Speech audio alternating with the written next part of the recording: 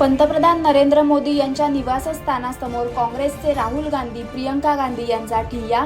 नीट paper फुटी प्रकरणी केंद्रीय शिक्षण मंत्री धर्मेंद्र प्रधान, गृहमंत्री अमित शहा, पंतप्रधान नरेंद्र मोदी यांच्या राजीनाम्याची मागणी. काही काँग्रेस खासदारांना ताब्यात घेतलं.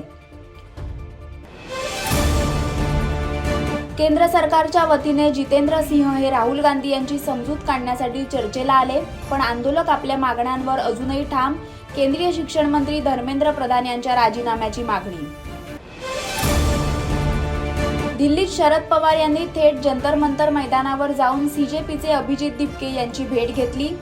सीजेपीच्या 4 मागण्यांवर चर्चा केली, तर विद्यार्थ्यांच्या 4ही मागण्या महत्त्वाच्या. मागण्या मान्य होईपर्यंत शांत बसणार नाही, शरद पवार यांची भूमिका. एनडीएच्या बैठकीत पंतप्रधान नरेंद्र मोदी, नीट प्रकरणी देशातील विद्यार्थ्यांची दिशाभूल करू नका, नरेंद्र मोदी यांचं वक्तव्य. तर पीएम मोदींच्या वक्तव्यावरून अजून तरी धर्मेंद्र सिंह यांच्या शिक्षण मंत्रीपदाच्या राजीनाम्याच्या हालचाली नाहीत. मुख्यमंत्री देवेंद्र फडणवीस यांचा देखील विरोधकांवर निशाणा. जंतर मंतरवरचं आंदोलन हे फेसलेस, त्यामागून विरोधकांचा पोळी भाजून घेण्याचा प्रयत्न. काही लोक स्वार्थी राजकारण करतायत. विरोधकांचा विद्यार्थ्यांच्या खांद्यावर बंदूक ठेवण्याचा प्रयत्न. मुख्यमंत्री देवेंद्र फडणवीस यांचं वक्तव्य. उद्धव ठाकरे उद्या दिल्लीत जंतर मंतरवर आंदोलकांची भेट घेणार. तर सरकार मानसिक रुग्ण झालंय का? सरकारला रुग्णालयात दाखल करण्याची गरज.